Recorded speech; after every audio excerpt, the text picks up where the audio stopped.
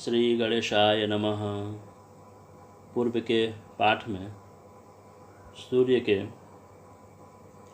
9वें भाव और 10वें भाव का फल को जाना।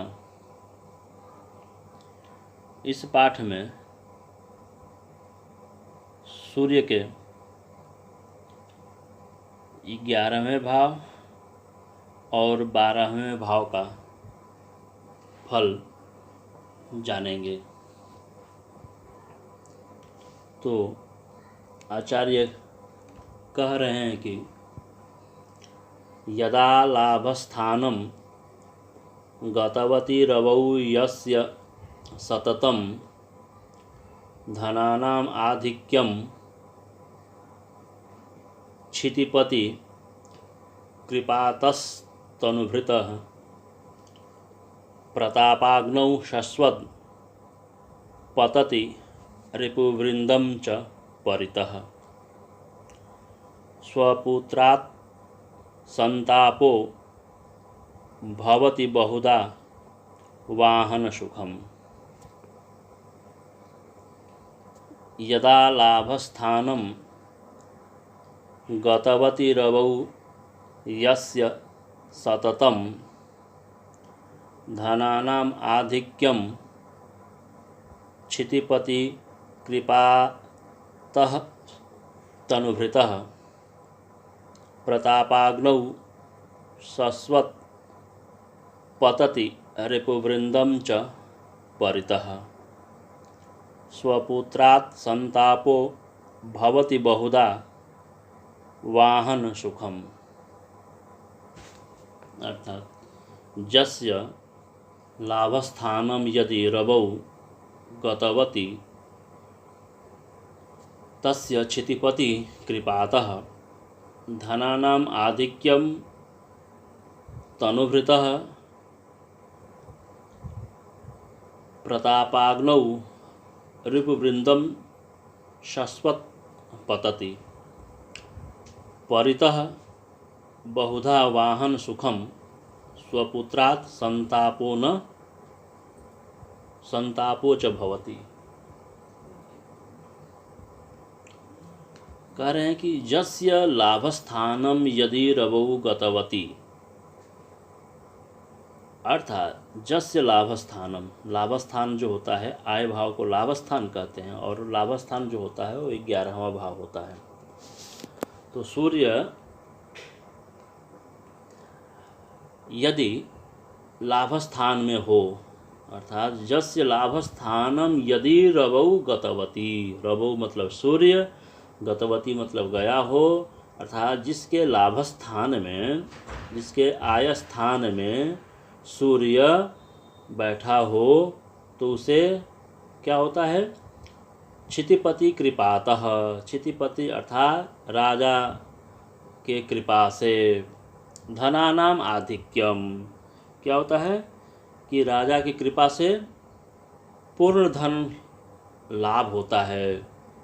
और कहे तनुभृतः प्रतापाग्नौ रिपुवृन्दं शश्वत् पतति, अर्थात राजा के ही प्रतापाग्नि से रिपुवृन्दम अर्थात शत्रुओं का शश्वत् पतति अर्थात संहार होता है, अर्थात नाश होता है। अर्थात राजा के कृपा से उसको धन लाभ होता है और उसी की कृपा से, राजा के ही कृपा से क्या होता है कि उसके शत्रुओं का नाश होता है।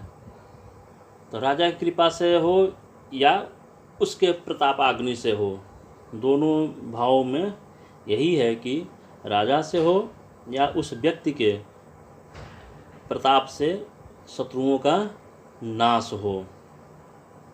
और कह रहे हैं कि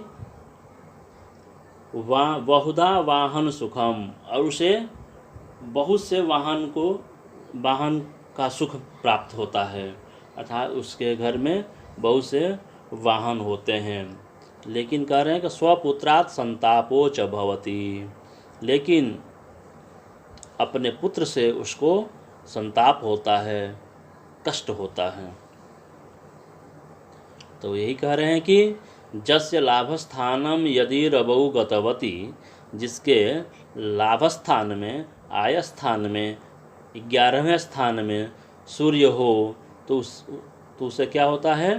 क्षितिपति कृपातः धनानाम आधिक्यम, राजा के कृपा से उसको पूर्ण धन लाभ प्राप्त होता है, अर्थात धनानाम आधिक्यम, धन की अधिकता होती है, अर्थात अधिक धन प्राप्त होता है। और तनुभृतः प्रतापाग्नौ रिपुवृंदम शश्वत पतति, अर्थात उसके प्रतापाग्नि से शत्रुओं का नाश होता है, अर्थात अपने शत्रुओं पर विजय प्राप्त करता है। और बहुधा वाहन सुखम, उसे वाहन सुख प्राप्त होता है, अर्थात उसे विशेष वाहन सुख प्राप्त होता है। परंतु कह रहे हैं कि स्वपुत्रात् संतापो च भवति, परंतु अपने पुत्रों से कष्ट को प्राप्त करता है, अर्थात संताप को प्राप्त करता है। तो इस प्रकार सूर्य का यह 11वें भाव का फल हुआ।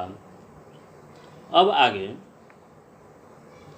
आचार्य कह रहे हैं कि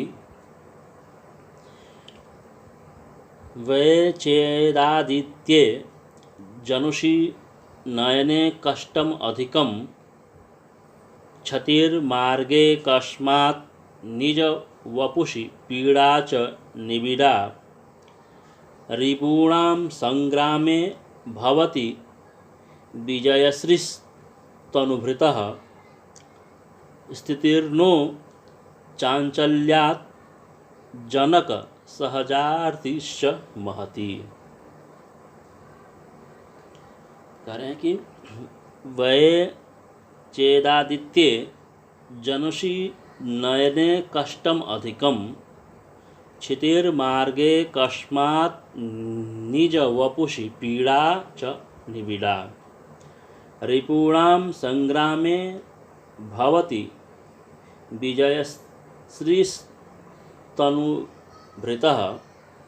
स्थितिर्नो चांचल्यात् जनक सहजार्थिश्च महति। अर्थात वै आदित्ये चेत् तदा जनुषि नेत्रे अधिकं कष्टं मार्गे अकस्मात् क्षतिः निज वपुषि निबिड़ा पीड़ा च भवति रिपूणां संग्रामे विजयश्री भवति तनुभृतः चांचल्यात् नो स्थितिः जनक सहजात् महति आर्तिश्च भवति। कह रहे हैं कि वै आदित्ये चेत् तदा जनुषि नेत्रे, कह रहे हैं कि जिसके जन्म समय में व्यय मतलब कि व्यय भाव में अर्थात 12वें भाव में आदित्य हो, सूर्य हो, तो उसको क्या होता है? नेत्रे अधिकम कष्टम, उसको नेत्र में अधिक कष्ट होता है। मार्गे अकस्मात क्षति, और मार्ग में अकस्मात क्षति होती है, अर्थात धन की क्षति होती है। और निज वपुषि निबिड़ा पीड़ा च भवति, और शरीर में अधिक कष्ट होता है।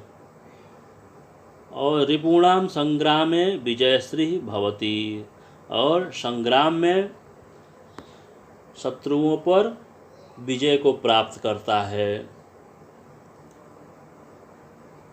और करेंगे तनुभृतः चांचल्यात् नो स्थितिः, और अधिक चंचलता के कारण अस्थिर स्वभाव का होता है। और कह रहे हैं कि जनक सहजात महति आर्तिश्च भवति, जनक सहजात अर्थात अपने जनक के जो भाई बंधु हैं अर्थात चाचा इत्यादि जो हैं, उसके जो वर्ग हैं उनके वर्ग से उसको क्या होता है? आर्तिश्च अर्थात कष्ट होता है, द्रोह होता है। तो कह रहे हैं कि वै आदित्य चेत जनुषि, कह रहे हैं कि अगर जिसके जन्म में व्यय भाव में 12वें भाव में सूर्य बैठा हो, आदित्य चेत अर्थात सूर्य बैठा हो, स्थित हो, तो उसको क्या होता है, नेत्रे अधिकम कष्टम, तो उसके नेत्र में अधिक कष्ट होता है। मार्गे अकस्मात क्षति, और मार्ग में अकस्मात अनायास क्षति होती है। अब मार्ग में क्षति होने का तात्पर्य यहाँ पर धन क्षय से है यहाँ पे। और कह रहे हैं कि निज वपुषि निबिड़ा पीड़ा च भवति, और अपने शरीर में अर्थात उसके शरीर में अधिक कष्ट होता है। और रिपुणाम संग्रामे विजयश्री भवति, और रिपुओं के अर्थात शत्रुओं के संग्राम में उसको विजयश्री को प्राप्त होता है, अर्थात वह विजयश्री होता है, अर्थात वह विजय को प्राप्त करता है।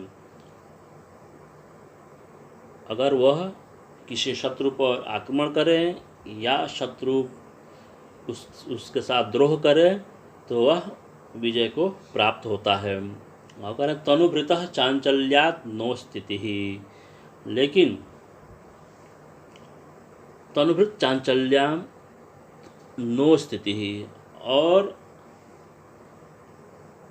अधिक चांचलता के कारण अस्थिर स्वभाव का होता है।